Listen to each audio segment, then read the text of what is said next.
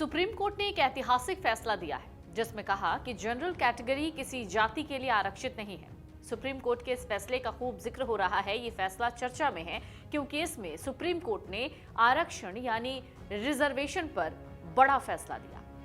Supreme court ने कहा कि जनरल कैटेगरी किसी जाति के लिए आरक्षित नहीं है, बल्कि ये पूरी तरीके से मेरिट पर आधारित है। सुप्रीम कोर्ट ने कहा कि जनरल या ओपन कैटेगरी सबके लिए खुली हुई है। इस श्रेणी में चयनित होने से किसी को इस आधार पर नहीं रोका जा सकता कि वो आरक्षित श्रेणी का है। अगर एससी, एसटी, ओबीसी या ईडब्ल्यूएस जैसे आरक्षित कैटेगरी का कोई उम्मीदवार बिना किसी छूट के जनरल कट ऑफ से ज्यादा नंबर लाता है तो उसे जनरल सीट पर ही जगह मिलेगी। ये फैसला राजस्थान हाईकोर्ट की भर्ती से जुड़े केस पर आया, लेकिन अब सवाल ये है कि इसका असर पूरे देश की सरकारी नौकरियों पर पड़ेगा क्या? इसके लिए पहले समझते हैं सुप्रीम कोर्ट के इस फैसले को। सुप्रीम कोर्ट ने कहा साफ साफ कि ओपन, जनरल या अनरिजर्व्ड कैटेगरी किसी खास जाति, वर्ग या लिंग के लिए रिजर्व नहीं है। ये सब के लिए ओपन है और यहाँ एंट्री की एक ही शर्त है, वो है मेरिट। मतलब अगर कोई आरक्षित वर्ग का उम्मीदवार जैसे एससी, ओबीसी, ईडब्ल्यूएस बिना किसी रियायत या छूट के जनरल कैटेगरी के कट ऑफ से ज्यादा नंबर्स लाते हैं तो उसे जनरल लिस्ट में ही शामिल किया जाएगा। उसे अपनी आरक्षित कैटेगरी में नहीं बांधा जा सकता। कोर्ट ने पुराने फैसलों जैसे इंदिरा साहनी केस 1992 और सौरभ यादव केस का हवाला देते हुए ये बात दोहराई। जस्टिस दीपांकर दत्ता और जस्टिस एजी मसीह की बेंच ने ये फैसला सुनाया और राजस्थान हाईकोर्ट प्रशासन की अपील को खारिज कर दिया। कोर्ट ने कहा अगर आरक्षित कैटेगरी का कट ऑफ जनरल से ज्यादा चला जाता है तो भी ऐसे उम्मीदवारों को जनरल से बाहर करना गलत है, क्योंकि ये संविधान के अनुच्छेद 14 और 16 यानी समानता के अधिकार के खिलाफ है। कुछ लोग कहते हैं कि अगर आरक्षित उम्मीदवार को जनरल सीट मिल गई तो ये डबल बेनिफिट जैसा हो जाएगा। एक तो आरक्षण का फायदा, ऊपर से जनरल में एंट्री।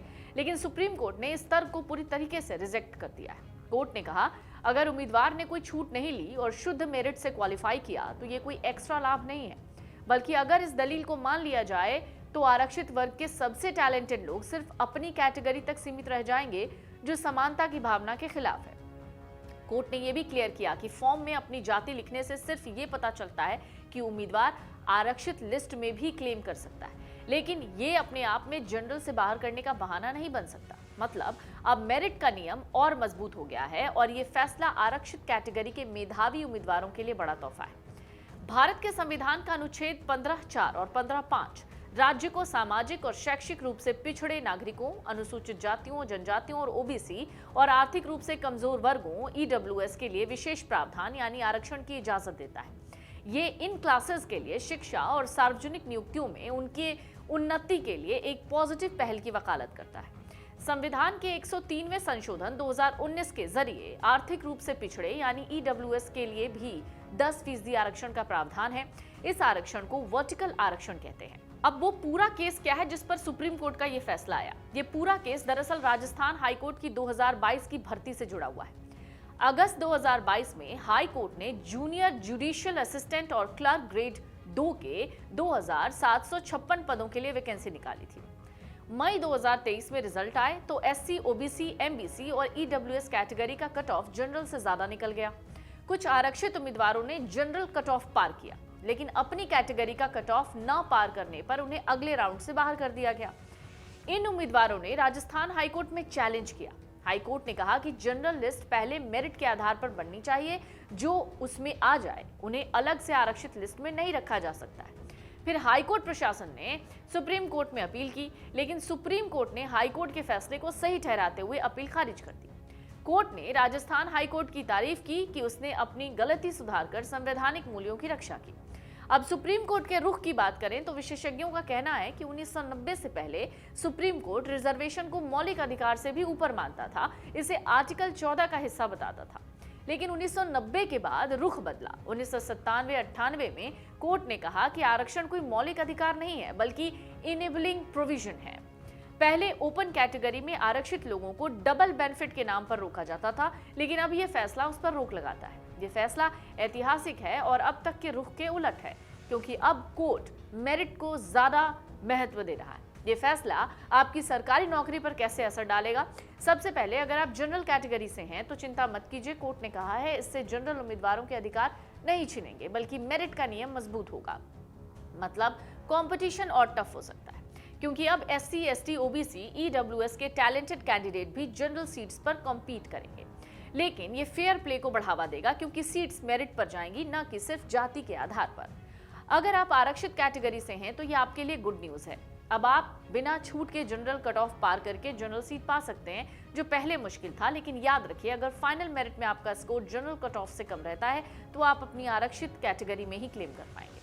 कोर्ट ने भर्ती प्रक्रिया के लिए गाइडलाइंस भी दी हैं, जिसमें कहा कि लिखित एग्जाम में अगर आप जनरल कट ऑफ पार करते हैं तो इंटरव्यू में जनरल उम्मीदवार माने जाएंगे। इससे सरकारी जॉब्स और एडमिशन में दूरगामी असर होगा। मेधावी आरक्षित उम्मीदवारों को ज्यादा मौके मिलेंगे और ओवरऑल सिस्टम ज्यादा मेरिट बेस्ड बनेगा। कुल मिलाकर ये फैसला कहता है कि सरकारी नौकरी में अब जाति नहीं, मेरिट जरूरी है। यह आरक्षित वर्ग के लोगों को बड़ा हक देता है, लेकिन जनरल वालों को भी फेयर चांस सुनिश्चित करता है। अगर आप तैयारी कर रहे हैं तो मेरिट पर फोकस करना होगा।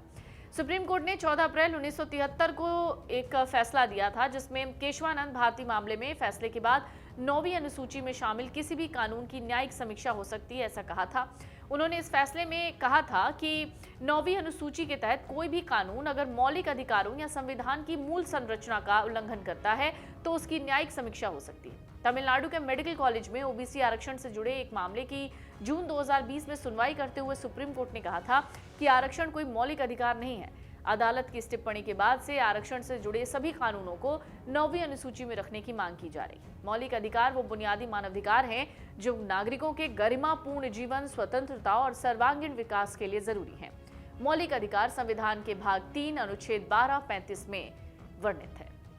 अगर आप ये वीडियो YouTube पर देख रहे हैं तो हमारे चैनल को सब्सक्राइब कर बेल आइकन दबाएं और Facebook पर देख रहे हैं तो हमारे पेज को लाइक करें।